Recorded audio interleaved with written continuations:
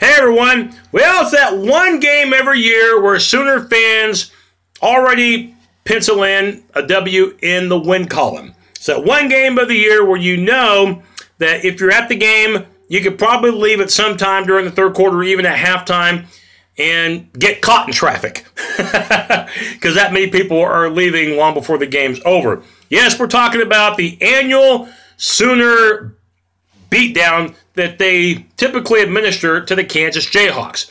Happens to also be the final home game for the Sooners. It'll be Saturday night, November 17th, 6:30 kickoff on Fox. Oklahoma, a 36.5-point favorite to Rock Chalk Jayhawk. Yes, if it's men's basketball, you cringe at this matchup. If it's football, you relish it. You might remember these two teams last year. This game last year made more noise for what happened away from the action than the action itself. Talking about the Kansas captains not shaking hands with Baker Mayfield and the other Sooner captains during the coin toss. And, of course, Kansas getting late hits, roughing the passer on Baker Mayfield, which really just fueled more fire. And, of course, we know what Baker Mayfield did later in the game with the game well in hand. Yeah, he yelled some not too nice things at Kansas and also grabbed his manhood. And, yeah, that made a lot of headlines, got a lot of attention. This year's game, not expecting quite that much drama. As a matter of fact, this game, yeah, I don't know if it's going to be much of a game at all. Of course, next week, Sooners will have all they want and more when they play on a Friday night, the day after Turkey Day at West Virginia. But we'll talk about that next week. It is, as I mentioned, senior night for Oklahoma. Quite a few seniors will be suiting up one final time at Gaylord Memorial, including the fullback Carson Meyer, offensive lineman Drew Samia, Ben Powers, they're seniors. Nick Basquin, by the way, who's had an injury-riddled career, but his career will officially come to a close as a Sooner after this year, so this will be his final home game. Khalil Hogdon at the safety spot, and the Big 12's all-time leading scorer and place kicker Austin Seibert. But it's also quite possibly the final home game for some underclassmen as well. Hollywood Brown, this guy has been a highlight reel since last year, and of course we know that he's had some ankle difficulty recently, but still played a huge part in the Sooners' narrow escape against Oklahoma State in Bedlam last week with a very productive second half. Offensive linemen Bobby Evans and Cody Ford.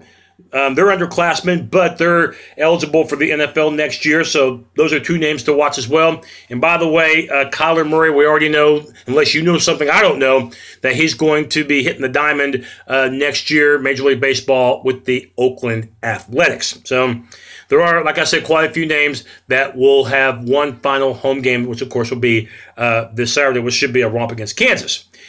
Last college football playoff poll came out this past Tuesday. No alterations whatsoever in the top 10. Alabama, number 1. Of course, Clemson, number 2. Notre Dame, 3. Michigan, 4. That's the way it would look if the season ended right now. Thankfully, it hasn't. Number 5, Georgia.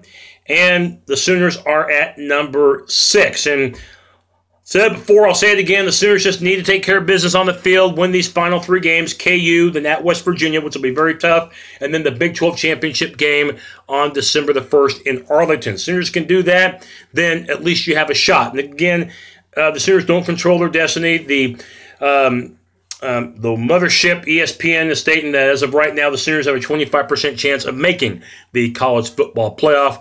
Notre Dame, if they could lose to Syracuse this week, that would big time help. I'm going to be a big fan of the Orange this week as they'll play, actually, I believe at Yankee Stadium at the Bronx. That's a no question marquee showdown.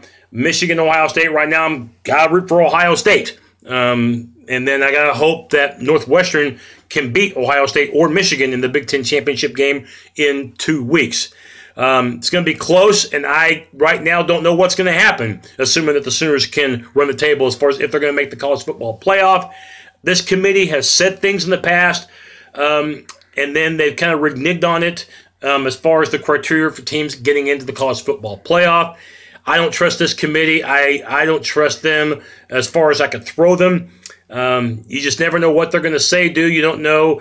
And the thing is, they're all humans. So to be completely fair and impartial, especially if any of them have any conference affiliation whatsoever. It's going to be hard for them to be completely objective when it comes to put this phone off. When it comes to making those 4-team selections. Obviously, Bama and Clemson are pretty much in my opinion. As far as Notre Dame, they go 12-0. Obviously, they're in. But even a close loss to Syracuse at 11-1, they still might get in.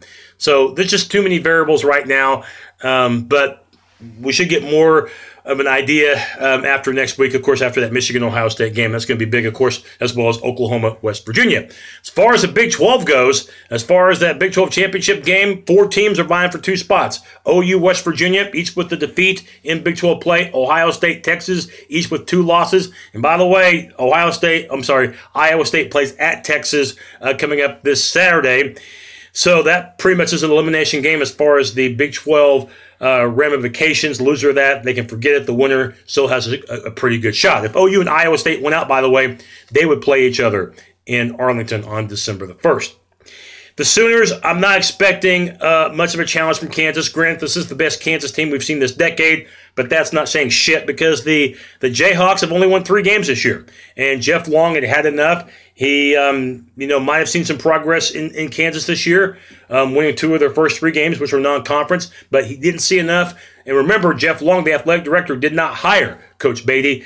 Long decided to fire Coach Beatty, but Beatty will get to finish the season out. He'll coach this Saturday at Oklahoma, and he'll coach the following week against Texas, and that'll be it. Beatty is owed $3 million, which he'll get in 6 installments. The Jayhawks, like I said, started off fine, winning 2 of their first 3, scoring 36 points per game in those 3 games. But since Big 12 play, they've only averaged 17 points per matchup. Peyton Bender's not too terrible of a quarterback, but does not put up big-time numbers. Puka Williams is a decent running back, over 700 yards rushing, and just a freshman. But this Kansas offense sometimes just goes into a complete shell, and they're just not a very reliable group. And last week they battled Kansas State hard, but I think only put up 17 points in the game against a K-State defense that just isn't good at all. When Kansas is on defense, by the way, they give up a lot of yardage, especially through the air, giving up about 260 passing yards per game. But I know this was last year, but one thing Lincoln Riley did say this week in his press conference, he said the one defense that was the toughest against Oklahoma, he didn't say Georgia, he didn't say Ohio State, he didn't say Texas, he didn't say TCU, who they played twice. He said Kansas. And maybe to an extent, that's not a foolish statement, because last year the Jayhawks did hold Oklahoma to 5 touchdowns. Now, I will say this, though. You might remember that game last year in Lawrence. The wind was horrible. It was gusting, and it was hard for either quarterback that day to do much through the air. So that, I think, played an element in it. You might remember this was the game last year, too, in which the Kansas captains did not shake hands with Oklahoma during the coin toss prior to kickoff. And matter of fact, Kansas had a cheap shot or 2 against Baker Mayfield after he threw the ball. Got called for personal foul penalties, and that was also the game, too. We remember when Oklahoma finally got some good distance scoring-wise against the Jayhawks in that third quarter. We know what happened next with Baker Mayfield yelling some things he shouldn't have and grabbing his manhood at the same time. So those are things last year. Last year's game was remembered more for the non-plays than the action itself. This game, it shouldn't even make headlines at all. This thing should be over by halftime, and the Sooners should get their reserves in and then get ready for West Virginia. I look for Kyler Murray. I look for the running game to excel, and I look for these OU receivers to just blitz the hell out of the Kansas secondary. I look for them to get major separation. Again, Kansas is not a very good defense. The one thing that Kansas has done well this year, though, is turnover margin. In fact, even though they've bended a lot and given up a lot of points per game, Kansas 2 weeks ago did lead the country in turnover margin. But that's changed now because the last 2 games, Kansas has lost 3 fumbles and has not gotten 1 takeaway. That's right, no takeaways in the last 2 games for the Jayhawks. So the Sooners, it should be a romp. Final thoughts on this game. There might be more traffic during halftime into the third quarter than there might be at the end of this game because people might be leaving that early and in bigger bunches. So don't be surprised if you get caught in the traffic jam at halftime or at some point during the third quarter, early fourth quarter, because this game should be decided rather fast. 55-7 17 is the final I'm going to go with. I think OU wins by 38 points, and they get ready for the Mountaineers coming up on a Friday night, the day after Turkey Day, November 23rd. Don't forget my 3 picks. That's my show in which me and the coin pick 3 games against the spread. Check that out on this very webpage. And I will have my post-game show after the Oklahoma-Kansas game, so check that out as well. Again, I got the Sooners winning 55-17. Hard to believe it's Oklahoma's final home game of the season, and it should be a lopsided contest. Boomer Sooner.